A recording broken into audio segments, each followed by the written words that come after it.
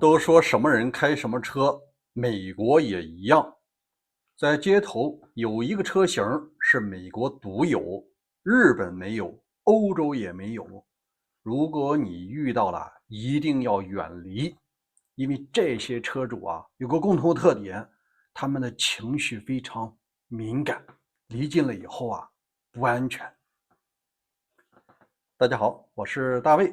美西时间7月27号，昨天晚上我们旁边的城市帕萨迪纳报了一个大新闻，警方天空中是直升机，地上是这个多部警车，就为了追一辆车。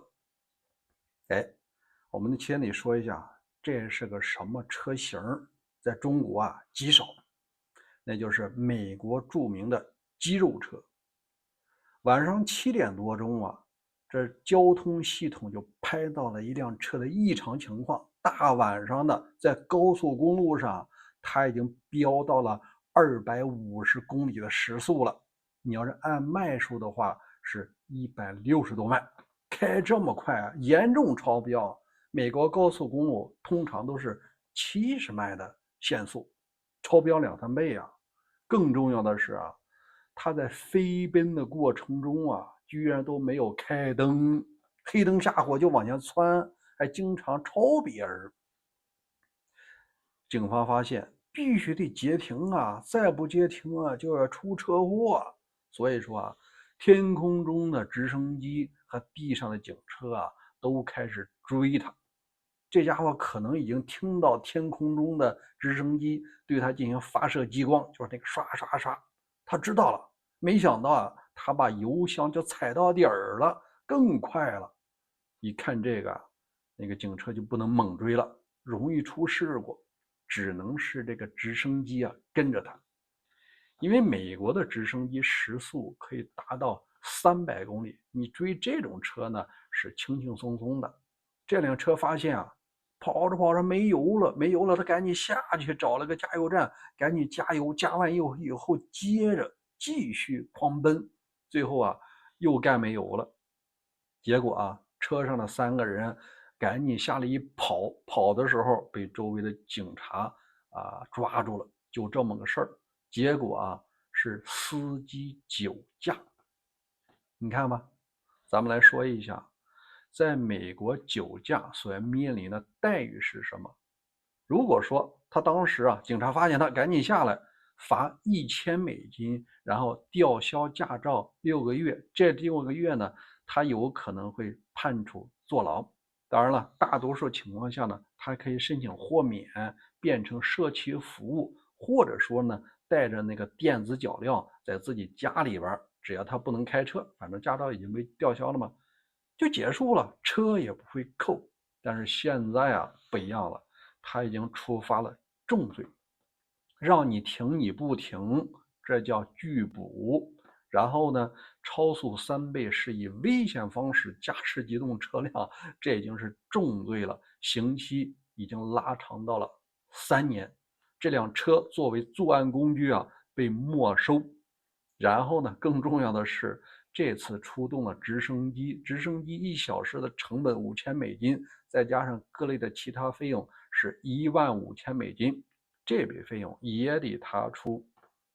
你看吧，车也没了，又得出钱，又得坐牢。这小伙子确实留下了案底。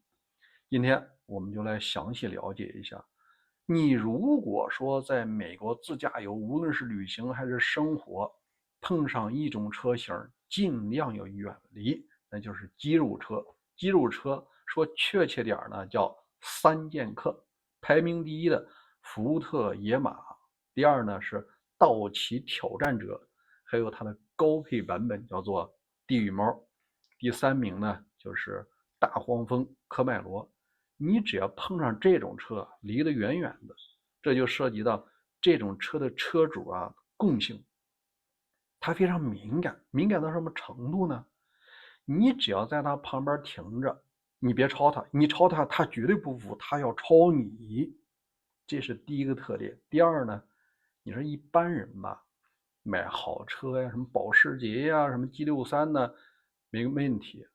他们恰恰兜里又没有太多钱，但是又想装个逼，而且呢，要让周围人都知道我开了一辆$50,000的肌肉车，一踩油门，嗡，就跟那个烧机油似的啊。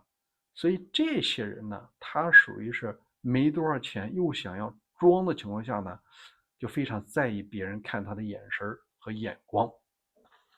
正是因为如此啊，在美国基本上几类人买这种肌肉车，一个是刚刚工作的年轻人，以前都是靠父母生活，没有钱，很多理想信念不能实现，现在终于有钱了，赶紧贷款买一个地羽毛，终于可以向周围炫耀一下了。你以为除了这年轻人上岁数就不开吗？也开，主要体现在哪儿呢？就是中年丧偶。原来吧，他老婆或者是什么的，他女朋友管着他，现在没了，没人管他了，他活开了，他也需要找一个新的伴侣，就希望靠这个吸引别人的眼光。还有一些是什么呀？退休以后的第二辆车，他本身他有轿车，老老实实开日本车吧，他觉得没有派头，要么就是这车开起来太肉的。所以说啊，退休的人愿意买第二辆车出去显摆显摆，也有那种吊凯子吊马子的这种愿望。所以说这三类人呢，构成了美国肌肉车的人群。你看他们的共同特点是什么呀？生怕别人不知道他挣钱了，别人挣1个亿吧，高兴一下。不，他的高兴来自于声浪，就是你别人都不行啊，我这声浪1公里都能听到，他那肾上腺素就飙升，他以为靠这个能够吸引那些异性的眼光。所以说啊，这种车在美国通常都是这类人，而且价格不贵，二手车的话也只有$30,000。你看日本没有，这个欧洲啊它也没有，因为啊这种车子在美国主要是什么？外形非常大，然后绷直线非常快，这种车型不适合在日本，也不适合在欧洲这种人口稠密啊，什么弯道太多，山路太多，这种车是发挥不出来的。而美国地广人稀，它有这个环境。最后咱们说一下，中国有没有类似的车呢？也有。比方说我们在中国开车的时候，有几个车型呢，你尽量要远离一下啊。一个是什么？高尔夫小钢炮。第二个呢是那个本田思域，就是那个头文字 D 的那个本田。还有一些呢是福特的一些车子。你碰上这种车啊，你不能跟他并排开，只要一加速，他认为你在超他，他非超你不可，不光超你，他还要前面跑你马路上去。所以说你碰上这种人的话，最安全的离得越远越安全。